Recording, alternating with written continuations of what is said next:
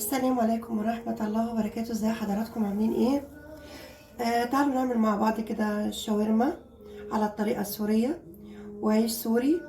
فأكيد طبعا كل واحد ليه طريقته، وأكيد اخواتي السوريين أكيد أشطر مننا في الشاورما والعيش، بس احنا بنحاول نعمل حاجة كويسة يعني. تعالوا كده نسمي ونصلي على رسول الله ونقول مكوناتنا مع بعض. معانا بطاطس طبعا للتحمير للشاورما، معانا فلفل الوان، انا طبعا غسلته وعملته شرايح كده عشان الوقت بتاع حضراتكم. معايا خيار، معايا شرايح من البصل، معايا كاتشب، معايا زبادي، معايا زيت زيتون، معايا خل، معايا دبس رمان اللي حابب يضيفه، معايا صويا صوص، معايا مايونيز، طحينه للرغبه برضو، معايا هنا معلقه سكر، معلقه ملح. معانا هنا 5 كوبايات دقيق، دي الكوبايه الخامسه اللي احنا هنعاير بيها. تعالوا نبدا نقول نكمل دلوقتي الشاورما علشان تلحق تتبل عقبال ما نعمل العجينه بتاعتنا. دي كده كوبايه معانا الخامسه، انا حبيت ان انا اوريها لحضراتكم المقاس ده. كده معايا 5 كوبايات من الدقيق، معلقه من الملح، من السكر، زيت زيتون. انا مش هعجن مع حضراتكم دلوقتي غير لما اتبل الشاورما مع بعض.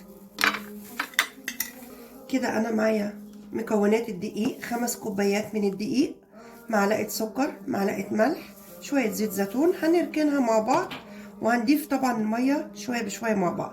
تعالوا بس نبدا بالبطاطس. انا حاطه طبعا الزيت على النار.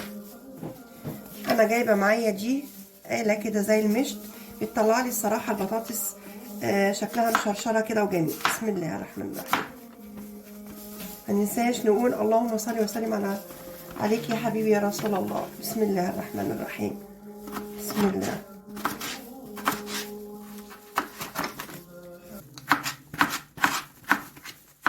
هوريكم دلوقتي الآلة لما بنقطع بيها البطاطس قد ايه بيبقى شكلها جميل وبيبقى مغري لأي حد، كبار والصغيرين مع بعض. انا كده خلصت البطاطس، شايفين شكلها عامل ازاي؟ شايفين البطاطس بعد ما خلصت؟ شايفين مشرشره وجميله ازاي؟ دي بقى صغيرين واطفال وكبار بيحبوها. انا كده عملت 2 عدد من البطاطس هحمرها. انا حاطه الزيت على النار، كونوا معانا. احنا كده خلصنا البطاطس، حطيناها على النار، ودي اول حاجه احنا عملناها. انا غسلت البانيه بالخل وبالملح ونضفته وشطفته. هنقطعه شرايح رفيعه مع بعض. بسم الله. بالمنظر ده كده، احنا عايزينه رفيع. بسم الله. ما ننساش نقول اللهم صل وسلم وبارك على سيدنا محمد بالشكل ده. نخلص الكميه بالشكل اللي حضراتكم شايفينه كده، زي مقطعه صوابع البطاطس بالظبط.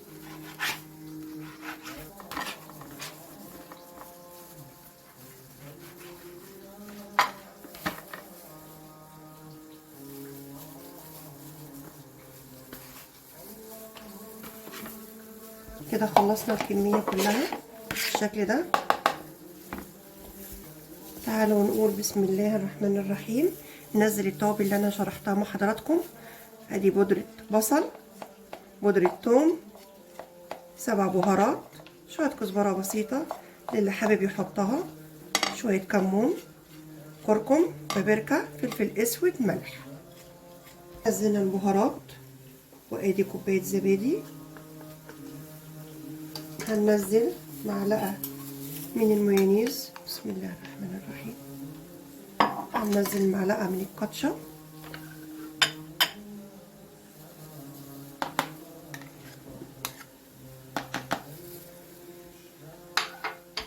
بصوا بقى يا جماعة، تعالوا نتفق على حاجة. اللي يحب حاجة يحطها، مش شرط المكونات بتاعة الشاورما تبقى واحدة.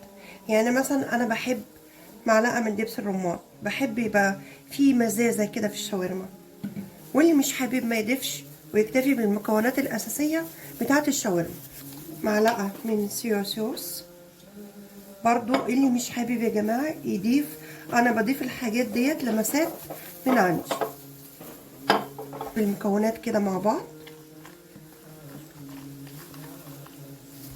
مع اضافة من معلقة من الخل وشوية زيت زيتون، ونقلب كل المكونات مع بعض. بسم الله الرحمن الرحيم. احنا كده قلبنا كل المكونات مع بعض، وهنسيبه يتبل مع بعضينا، وهنبتدي احنا هنركن على جنب عبال ما نعمل العيش بتاعنا السوري، يكون الشاورما اتبلت معانا. فكر حضراتكم ان البطاطس المحمرة احنا قطعناها مع بعض على النار. ده 5 كوبايات من الدقيق، شوية من الزيت، معلقة او معلقتين من زيت الزيتون، معلقة ملح، معلقة سكر. هنضيف المية تدريجيا مع بعض، كونوا معانا. انا في ملحوظة عندي بسيطة، وطبعا العيش السوري ما بيتعملش اكتر من شوية معلقة ملح، معلقة سكر، معلقة زيت زيتون، الدقيق على حسب الكمية اللي حضرتك هتعمليها. انا بحب اضيف اللمسة دي كوباية زبادي، انا بحب اضيف اي لمسة بتعلي معانا الغذاء الكيميائية، وفي نفس الوقت بتديني طراية. انا كده حمرت البطاطس وطلعتها على ورقة زبدة، شلت المكونات اللي هنحشي بيها العيش السوري الشاورما، هنركنها على الجنب عقبال ما نعجن مع بعض العيش السوري. كونوا معانا. هنحط المية زي ما قلنا تدريجا. بسم الله الرحمن الرحيم. طبعا اول ما العجينة تلمي معانا هعملها على الرخام علشان اعرف ان انا افردها كويس.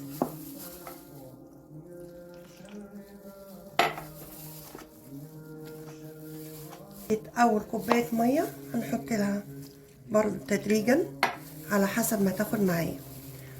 انا عامله 5 كوبايات دقيق، ممكن حضراتكم تعملوا 3، ممكن تعملوا كوبايتين على حسب الكميه اللي انتوا عايزينها. ممكن تكتروا الكميه وتشيلوها في التلاجة. كده العجين بدات ان هي تتماسك معايا. هدهن الرخام دقيق وهنزلها واعجنها مع حضراتكم. انا فضلت اعجن فيها كده على قد ما اقدر بالمعلقه طبعا عشان لابسه الجلافز، وبعد كده هنزل شويه دقيق كده وهبتدي اعجن بقيتها قدام حضراتكم.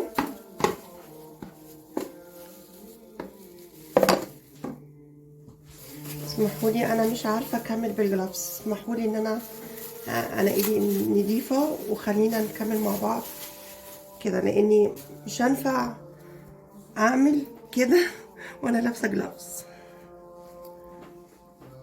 فالعجين بالذات لازم الواحد يكون غاسل ايديه كويس ويعجن كده بايديه كده بالشكل ده. انا فضلت اعجن فيها كده لغايه ما بقت طريه كده بالشكل اللي قدام حضراتكم كده وجميله اهو.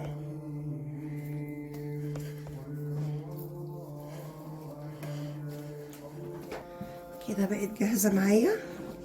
احنا هنقطعها كور صغيره بالشكل ده.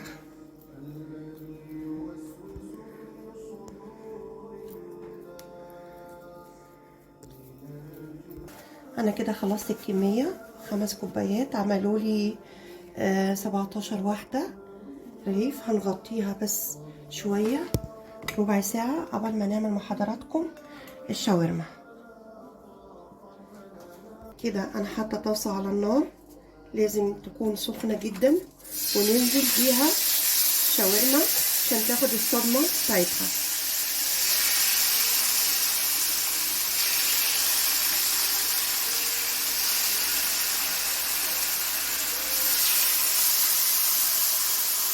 انا كده نزلت الكميه كلها، هتاخد الصدمه، وهنزل بالبصل والفلفل الالوان. كلوا معانا. كده هي اتشوحت معانا وداخله على السوا، هنشوفها بس حبه كمان، وهنزل بشرايح البصل، شرايح الفلفل الالوان. يبقى كده خلصنا الشاورما. هنبتدي نعمل العيش مع بعض. كده اتشوحت معانا ونشفت شويه اهي ودخلت على سوا. ننزل بشرايح البصل بعد كده الفلفل الالوان،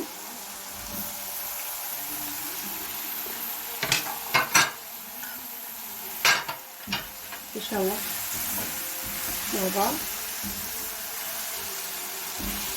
كده. الشاورما صارت جاهزه معانا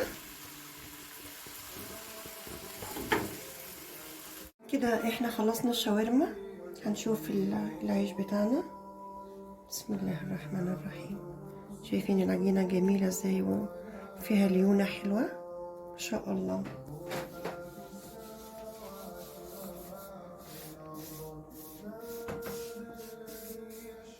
بسم الله الرحمن الرحيم.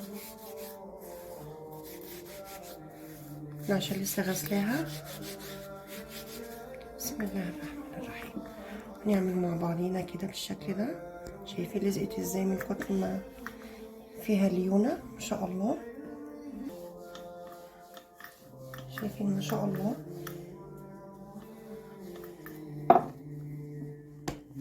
على قد ما تقدري تخليها خفيفة وحلوة، يعني مدورة معاكي.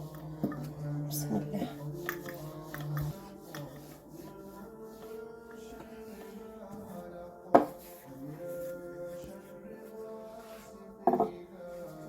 هي كده بقت خفيفة معايا. نحاول نسويها كده.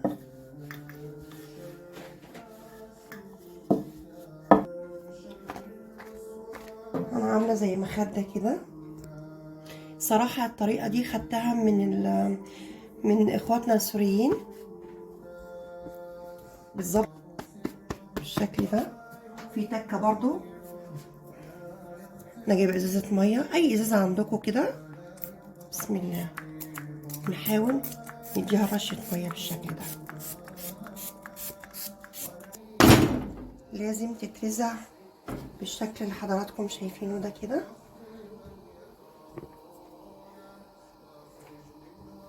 اول ما تلم معانا يبقى كده العجينة بتاعتنا ناجحة.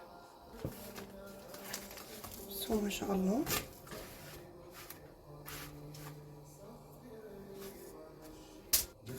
احنا عايزين النار تبقى متوسطة. شايفين ما شاء الله العيش عامل ازاي كده. احنا هنشيله اهو بقى معانا بالشكل ده. يلا نعمل غيره. بصوا الليونة بتاعته، بصوا جميلة ازاي كده. احنا بنعمل في التانية. نخلص الكمية بنفس الطريقة كده وهنسويها مع حضراتكم كده. احنا قربنا نخلص الكمية اهو، فاضل واحد. طبعا انا نسيت اقول لكم ان انا بحطه هنا تحت الفوطة او واغطي عليه عشان يفضل طري زي ما هو.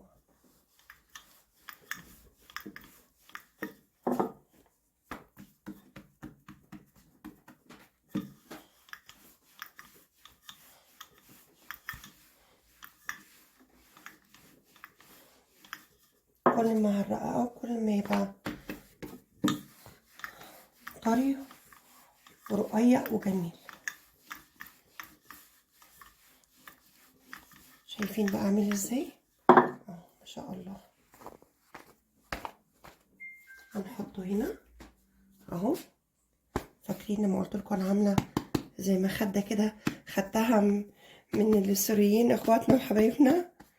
هنرش بالميه. اي ازازه عندك هتحطي فيها ميه كده كليها بخاخه وتحطيها على النار. لازم ترزعوها كده. انا جبت صينيه وقلبتها. بحط العجين بالشكل ده وبعلي النار وبعد كده بخليه متوسط.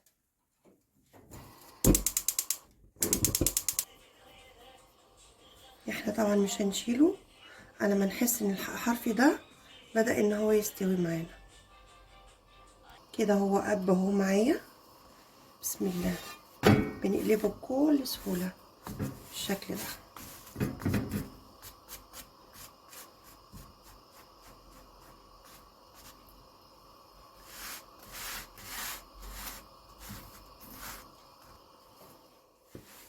شايفين ما شاء الله اهو كده استوى معايا وبقى جميل. احنا كده خلصنا العيش وحطيناه في فوطه عشان يحتفظ بالطريان بتاعه. حمرنا البطاطس، رجعنا تاني المكونات بتاعتنا لان احنا كنا بنعجن هنا. خيار مخلل، كاتشب، شاورما اللي هي المكونات اللي احنا عملناها مع بعض، دوت مايونيز. هنعمل بقى حركة حلوة قوي كده عشان انا ما عنديش صراحة جريل، فانا هحطه تحت الشواية عشان ياخد منظر الجريل بالظبط، وفي نفس الوقت هخلي الشواية مفتوحة عليه ثانية مش اكتر، وهدهنه بمادة دهنية، زيت او الموجود عندك. يلا نصلي كده على النبي ونقول بسم الله. بسم الله الرحمن الرحيم. شايفين كده العيش معانا عامل ازاي؟ ما شاء الله ولا حول ولا قوة الا بالله. هنجيبه كده وهنتني الحتة ديت بالشكل ده. بسم الله الرحمن الرحيم. هنجيب مايونيز، طبعا ده حسب الرغبة برضو.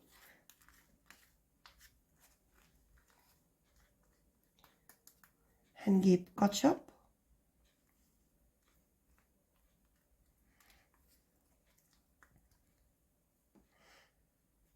هنحط شوية شاورما،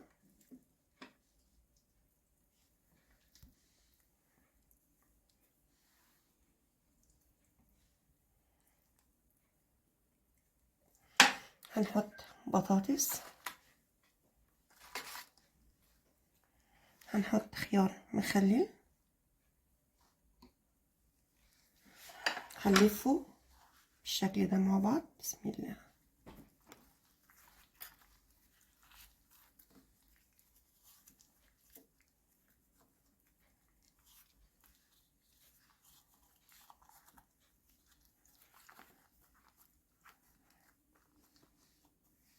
في طبعا اللي بيعمله طويل اطول من كده، بس انا حبيت اكون عاملاه الوسط. انا كده بدهنه مادة دهنية، هحطه تحت الشواية لعدة دقايق، وهعمل واحد غيره وهوري حضراتكم.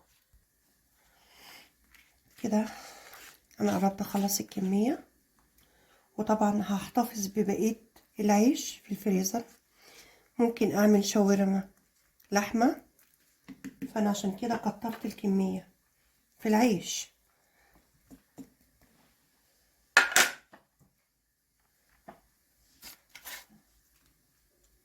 بسم الله.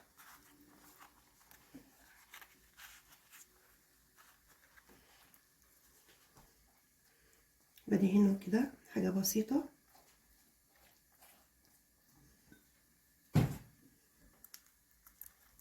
انا بعمل كده على قد الكمية اللي انا عملتها. بسم الله.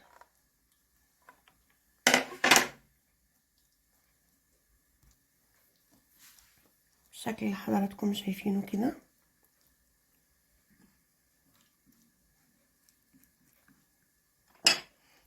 اللي مش عايز يحط الكاتشب ما يبلاش يحطه، ويكتفي بالمايونيز والخيار المخلل والبطاطس.